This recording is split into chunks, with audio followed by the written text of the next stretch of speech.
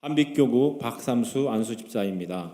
2019년 온가족 새벽 예배에 부족하지만 간증하게 하신 하나님께 감사와 영광을 올립니다. 저는 중학교 2학년 겨울방학에 친구의 권유로 교회에 다니기 시작하였습니다. 교회에 가면 맛있는 것도 먹고 친구들과 놀 수 있었고, 시골에서는 주일날 농사일을 해야 하는데 일을 덜 할 수 있어서 좋았던 것 같습니다.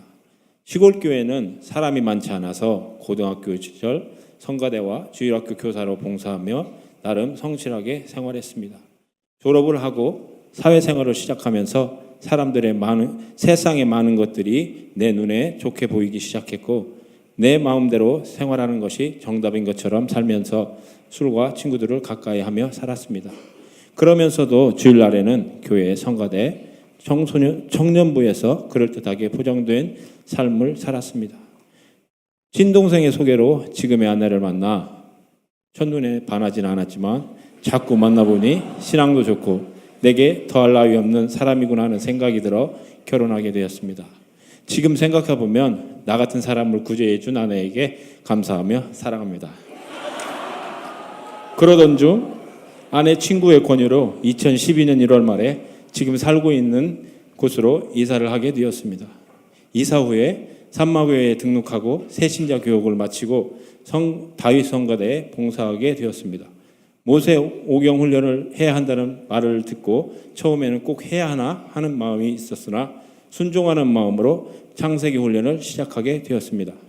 이일성 담임 목사님의 말씀 중 창세기 3장 5절, 너희가 그것을 먹는 날에는 너희 눈이 밝아져 하나님과 같이 되어 선악을 알 줄 하나님이 아심이니라 라고 하시며 하나님의 자리에서 내려와야 한다고 끊임없이 말씀하셨는데, 그 말씀의 뜻을 깨닫지 못하고 그저 훈련을 받고 있었습니다. 또 우리 가족은 아내와 딸, 아들 4명의 평범한 가정이 모두 신앙생활을 하고 있었습니다.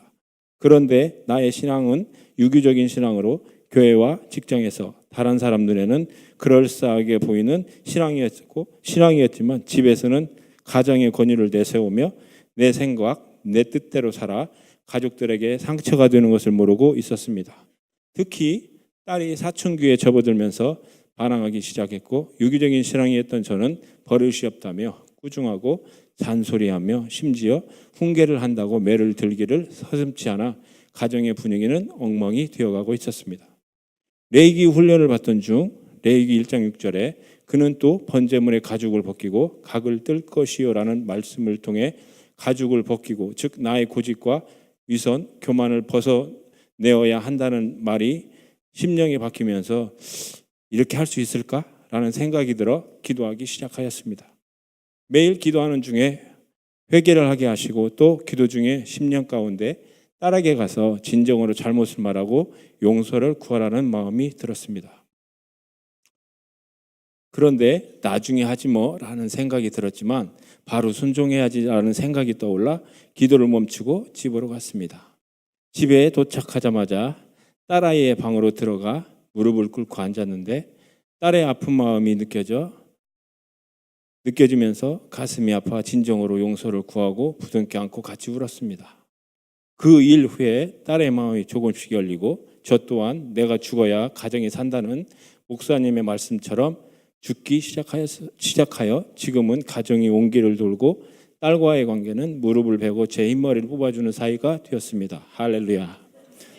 또한 2년 전에 딸이 플룻을 배우고 싶다고 하여 2년 정도 열심히 배우던 중 딸이 플룻으로 대학을 가기 원해 상담을 했지만 학원 선생님께서 플룻으로 대학을 가려면 어렸을 때부터 플룻을 배워야 하며 아무래도 2년을 배워선 대학에 가기 힘들기에 내년에 해보자고 말을 하였습니다. 그러나 저와 아내는 딸의 대학을 놓고 기도를 하고 있었기에 딸과 상의 후 이번에 대학 진학을 해보자고 하고 학원 선생님의 도움을 받아 6곳에 원서를 넣고 결과를 기다리던 중 3곳에서 합격 통보를 받았습니다. 할렐루야. 지금 다니는 학교는 1명을 뽑는데 합격하여 잘 적응하고 선배들과도 잘 지내고 있습니다. 그리고 아내는 어린이집 교사로 근무하고 있었는데 새로운 아파트가 지어져 어린이집을 공모한다는 소식을 듣고 신청하여 기다리던 중 추첨일이 다가와 가보니 어린이집을 할 수 있는 곳은 2곳인데 71명이 신청하였습니다. 먼저 불가능하다는 생각이 들었지만 예레미야 33장 2절 3절 이를 행하시는 여호와 그것을 만들며 성취하시는 여호와 그의 이름을 여호와라는 이가 이와 같이 이르시도다. 너는 내게 부르짖으라. 내게 응답하겠고 내가 알지 못하는 크고 은밀한 일을 내게 보이라는 말씀을 붙잡고 저는 먼저 열심히 기도하고 있던 중에 하나님께서 이를 행하셔서 먼저 아내의 사업장을 주셨습니다. 할렐루야. 정말 많은 분들의 기도로 지금은 개원하여 하나님의 은혜로 부족함이 없이 잘 운영하고 있습니다. 저 또한 파주로 이사하고 17년 정도 해오던 일을 내려놓고 직장을 구하기로 하고 이력서를 들고 이곳저곳 다녔으나 마땅한 곳을 찾지 못해 급한 마음에 아무 곳이나 들어가야겠다고 생각하여 출판단지에 있는 회사에 들어가 일을 시작하였습니다. 하지만 2달 정도 일을 하는데 너무 힘이 들어 퇴근 후 성전에 와서 기도하기 시작하였습니다.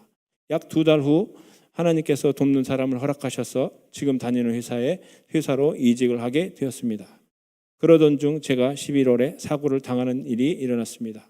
그날도 여느 때와 다름없이 아침에 회사 물류창고로 출근하여 기도 중에 이상하게 사고 나지 않게 해달라는 간절한 기도를 마치고 직원들이 출근하여 같이 커피를 마시며 대화 중에 10cm 두께의 정사각형 스티로폼이 눈에 띄었습니다.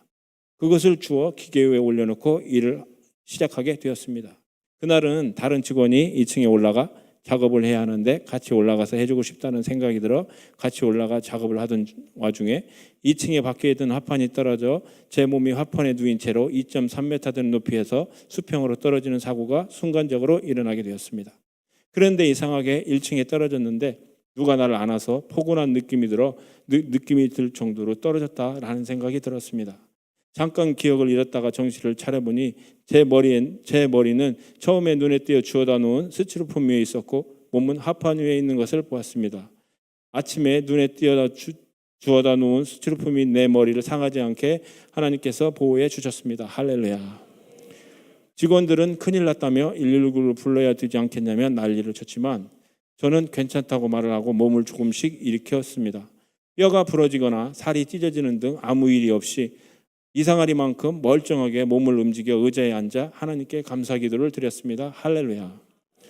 그 일 이후 2주 정도 뒤에 허리 통증이 오게 되어 그것이 얼마 전 사고로 인한 통증인 줄 알고 너무 아파 회사에 말을 하고 병원에 입원 신청을 하게 되었습니다. 그런데 사장님께서 창고에 직접 방문하셔서 걱정하지 말고 치료를 잘 받고 몸조리를 잘하고 나오라고 하시며 모든 치료 비용과 쉬는 동안에 월급을 주시겠다고 말씀을 하셨는데 이는 하나님께서 사장님의 마음을 움직이셨구나라고 생각이 들었습니다. 왜냐하면 사장님께서는 좀 짠돌입니다.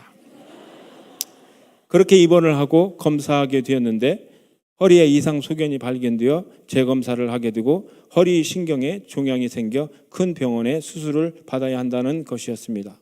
처음에는 놀랐지만 마음에 근심이 생기지 않았습니다. 왜냐하면 훈련을 통해 말씀이 골수에까지 있었기에 요한복음 14장 1절에 너희는 마음에 근심하지 말라 하나님을 믿으니 또 나를 믿으라 말씀이 생각나게 해 주셨습니다. 일산병원에서 수술을 마치고 퇴원하여 지금은 회복 중에 있습니다. 2019년에는 담임 목사님께서 2020년에 예수님이 오신다는 생각으로 생명을 걸고 오직 기도와 전도하여 5천 성도를 이루고자 선포하셨습니다. 부족하지만 앞으로 주를 위하여 살기를 결단해 봅니다.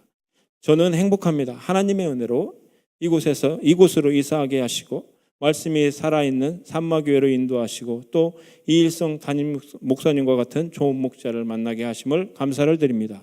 그리고 사랑으로 기도해 주시는 박옥장 목사님께 또한 감사를 드립니다. 마지막으로 모세 오경 훈련으로 말씀이 골수에까지 들어갈 수 있도록 훈련시켜 주시는 바이블 교수님들에게도 감사를 드립니다. 모든 영광을 하나님께 돌립니다. 감사합니다.